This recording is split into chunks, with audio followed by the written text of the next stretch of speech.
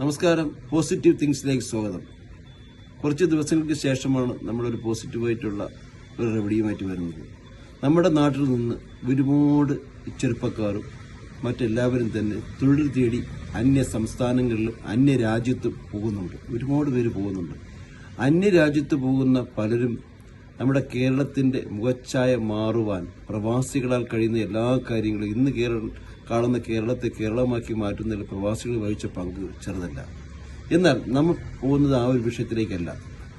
പ്രവാസികളിൽ പലരും പോയി രക്ഷപ്പെട്ടപ്പോൾ അവർ കുടുംബത്തോടൊപ്പം അവിടെ ചേക്കേറി. ഗൾഫ് നാടുകളിൽ അവിടെ കുടുംബത്തോടൊപ്പം ചേക്കേറിയപ്പോൾ അവരുടെ കുട്ടികൾ, അവർക്ക് വിദ്യാഭ്യാസവും അവരെ നോക്കുന്നതിന് രണ്ടുപേരും അത് രാവിലെ തന്നെ 7 മണിക്ക് തന്നെ ജോലിക്ക് പോകുന്നു. അവിടെ കറക്റ്റാണ് ടൈമിംഗ് എല്ലാം തന്നെ. സ്ഥാപനങ്ങളിൽ പോകുന്നു, ജോലിക്ക് പോകുന്നു. അപ്പോൾ കുട്ടികളെ നോക്കാൻ വേണ്ടി ആരുമില്ല. വൃദ്ധരായ മാതാപിതാക്കളാണ് വീട്ടിലുള്ളത്.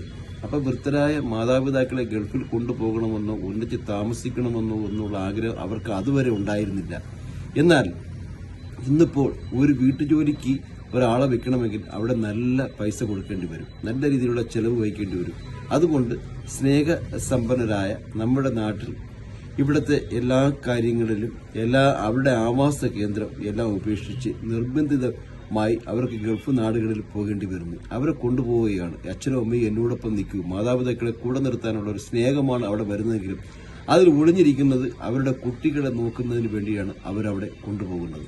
അങ്ങനെ കൊണ്ടുപോകുന്നത് കൊണ്ട് അവരുടെ കുടുംബം നല്ലതാകുന്നതിലും മറ്റും ഒരു വിഷയവുമില്ല. എന്നാൽ നമ്മൾ ചിന്തിക്കേണ്ടത്, നാളെ ഈ മാതാപിതാക്കൾ ഞങ്ങളായി മാറുമ്പോൾ നമ്മുടെ അവസ്ഥയും നമ്മുടെ സ്വാതന്ത്ര്യത്തിന് കടിഞ്ഞാണിടുന്ന ഒരു രീതിയാണ് അവിടെ ഉണ്ടാകുന്നത്. ഈ പ്രായമായ ഇവരെ അവിടെ കൊണ്ടുപോയി നിർത്തുന്നതിനേക്കാൾ എത്രയോ സ്വതന്ത്രമായിട്ടാണ് അവരുടെ സ്വന്തം നാട്ടിൽ തന്നെ അവർക്ക് ശുദ്ധവായുവും മറ്റെല്ലാ കാര്യങ്ങളും ലഭിച്ചുകൊണ്ട് നാട്ടുകാരും കുടുംബക്കാരും ബന്ധുക്കളുമായിട്ട് എല്ലാം ഇടപഴകി ഇനിയുള്ള കാലത്ത് ജീവിക്കുന്നത്. അത് തീർച്ചയായിട്ടും നമ്മളൊന്ന് ആലോചിക്കേണ്ട കാര്യം തന്നെയല്ലേ. എന്തെങ്കിലും പോസിറ്റീവായിട്ട് ചിന്തിക്കുന്നതായിരിക്കും ഏറ്റവും നല്ലത്.